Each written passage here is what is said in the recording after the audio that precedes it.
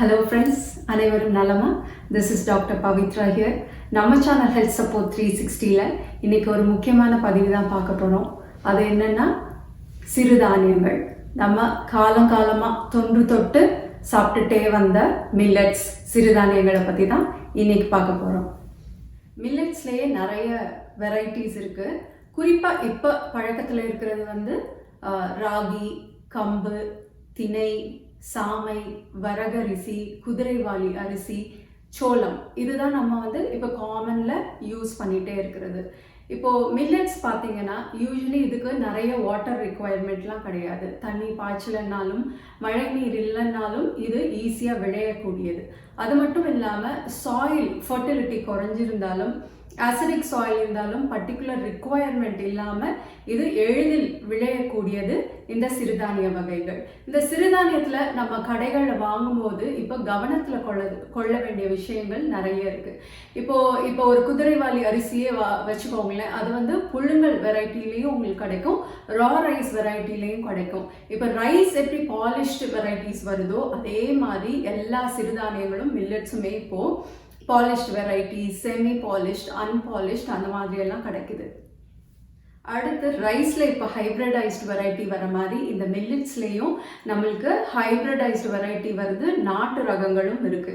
So அதனால நீங்க இப்போ வந்து சிறுதானியங்கள் வாங்குறீங்க அப்படின்னா நீங்க லோக்கல் வெண்டர்ஸ் கிட்ட இந்த கேள்வியெல்லாம் கேட்கணும். இது வந்து நாட்டு ரகத்தை சேர்ந்ததா, பாலிஷ்டா, அன்பாலிஷ்டா, இல்லை என்ன செய்யலாம் அப்படின்னு சொல்லி கேட்டு வாங்குங்க.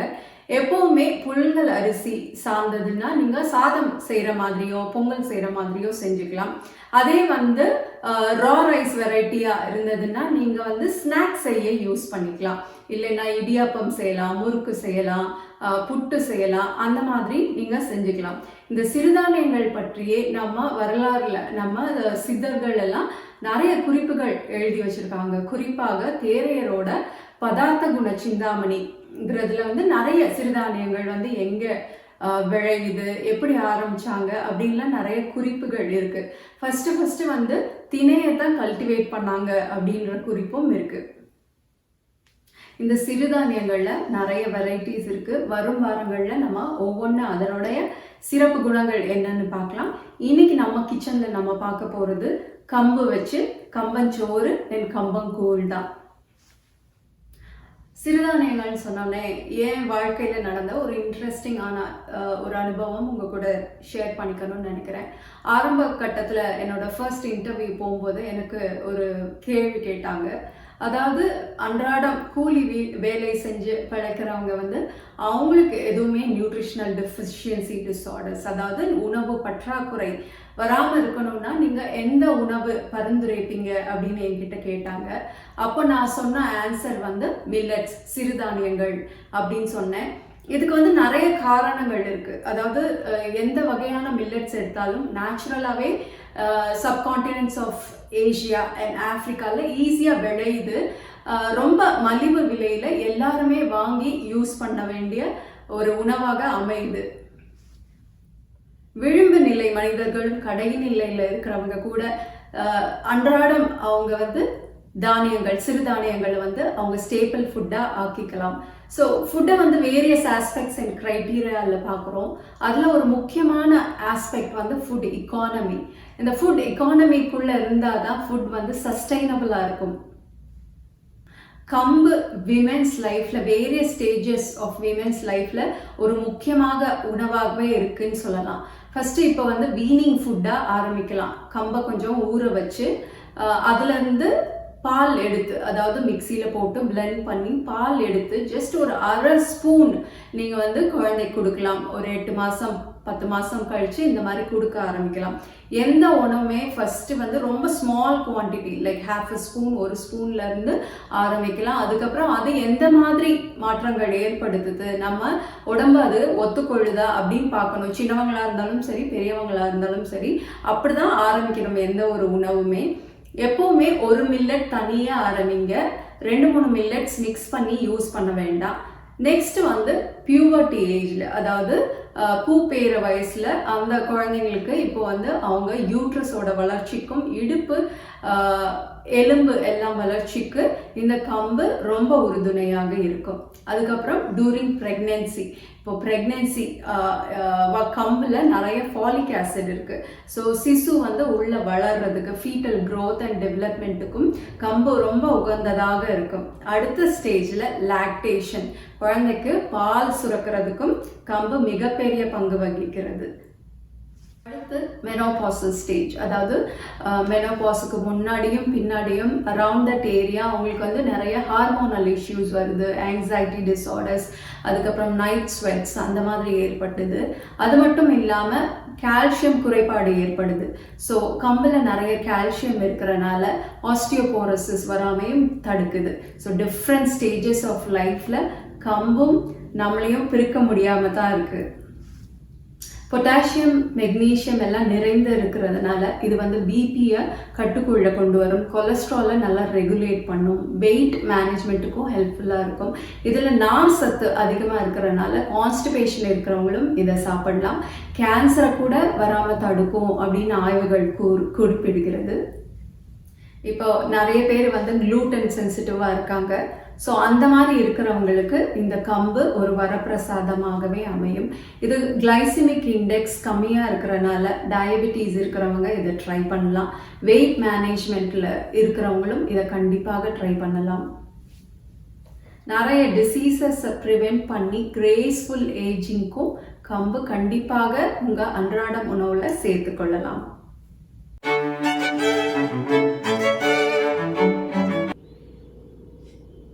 கம்பஞ்சோறு பண்ணுறதுக்கு நான் இந்த டம்ளர் அளவு ஒரு டம்ளர் வந்து கம்பு எடுத்து வச்சுருக்கேன்.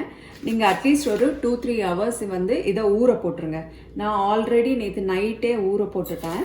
ஸோ ஊற போட்டு ஒரு 20 மினிட்ஸ் இந்த மாதிரி ஏதாவது ஒரு வடிகட்டியில் நீங்கள் வந்து போட்டு வச்சிட்டிங்கன்னா நல்லா தண்ணியெல்லாம் கீழே இறங்கிடும். அதாவது ஒரு 2-3 ஹவர்ஸ் நல்லா ஊற வச்சுட்டு அதுக்கப்புறம் இந்த மாதிரி வடிகட்டியில் போட்டு வைக்கணும். தண்ணி ஃபுல்லாக ட்ரைன் ஆகிடும்.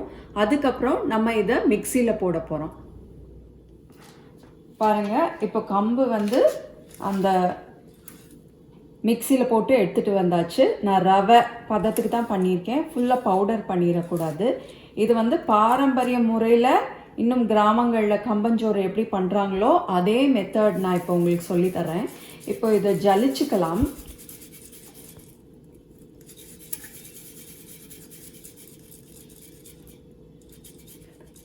ஸோ கம்பு வந்து மிக்சியில் போட்டு பவுடர் பண்ணினதை நான் நல்லா ஜலிச்சிட்டேன். மேலே இருக்கிறது பார்த்திங்கன்னா ரவை பதத்தில் இருக்குது. பாருங்கள், ரவை பதத்தில் இருக்குது.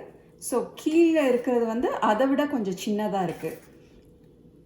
கிரானியூல்ஸ் மாதிரி இருக்குது, ஃபைன் சூஜி மாதிரின்னு சொல்லலாம். பவுடர் மாதிரி இல்லை, ஃபைன் சூஜி மாதிரி தான் இருக்குது.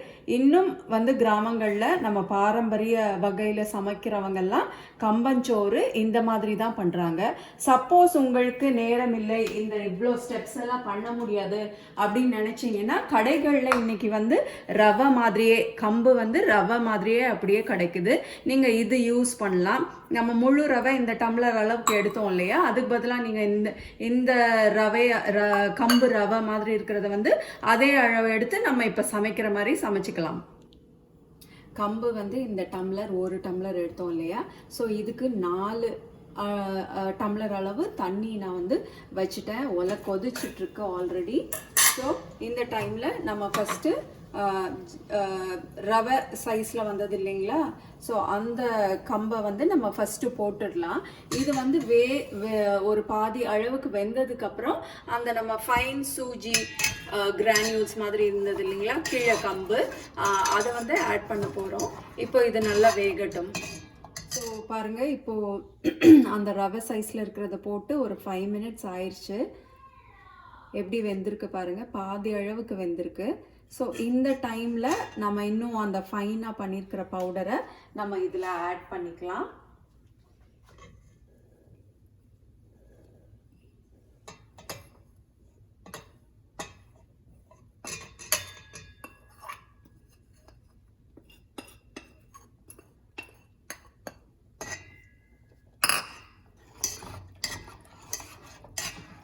ஸோ நல்லா மிக்ஸ் பண்ணிவிட்டு நம்ம மூடி வச்சிடலாம்.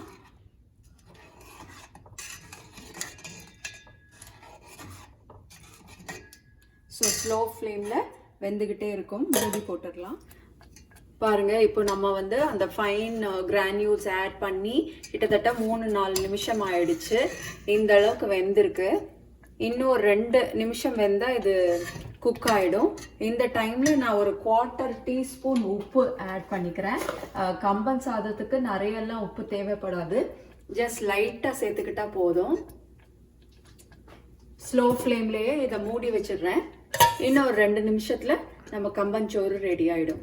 ஸோ பாருங்கள், நல்லா வெந்துருச்சு, ஃபுல்லாக கம்ப்ளீட்டாக வெந்துருச்சு. நான் இப்போது ஸ்டவ்வை ஆஃப் பண்ணிடுறேன். ஸோ அடுப்பில் வச்சதுலேருந்து ஒரு 15 மினிட்ஸில் நம்ம கம்பன் சோறு ரெடி ஆகிடுது. பேர்ல் மில்லட் சோறு ரெடி ஆகிடுச்சு.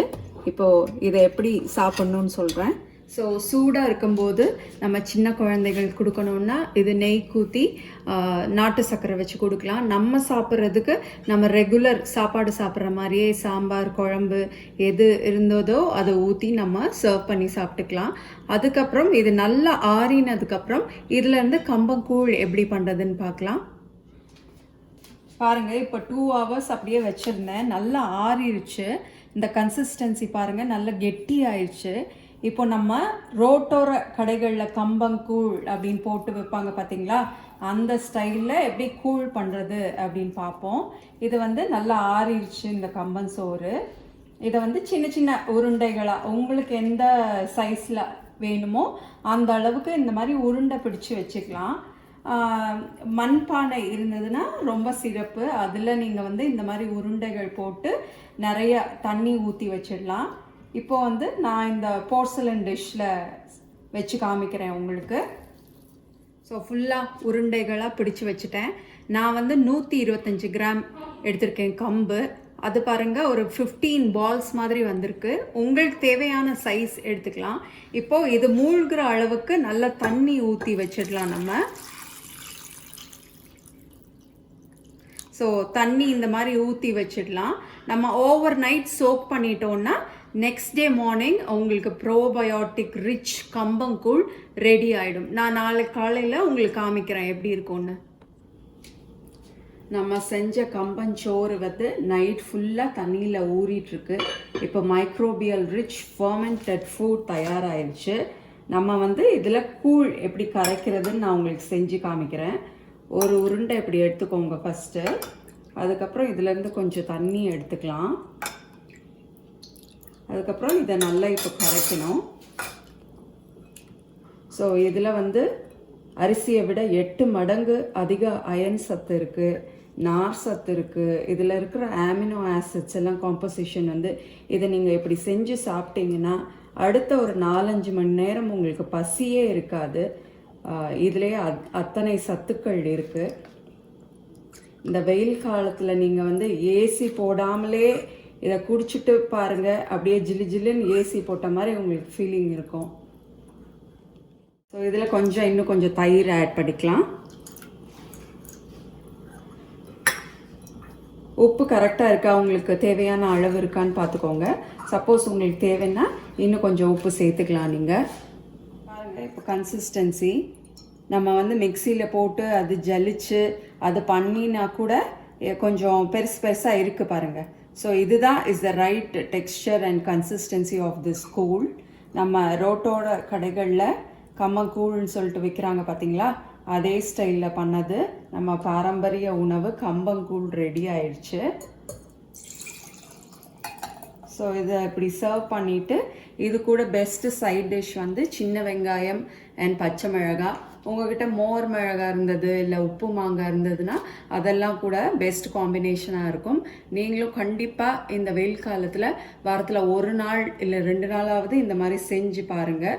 இந்த மாதிரி நீங்கள் கம்பன் சோறு வந்து பண்ணி நீங்கள் வந்து தண்ணியில் ஊற போட்டுட்டிங்கன்னா அது 3-4 days வரைக்கும் கூட நீங்கள் நல்லா இருக்கும், ஸ்டோர் பண்ணி வச்சுக்கலாம்.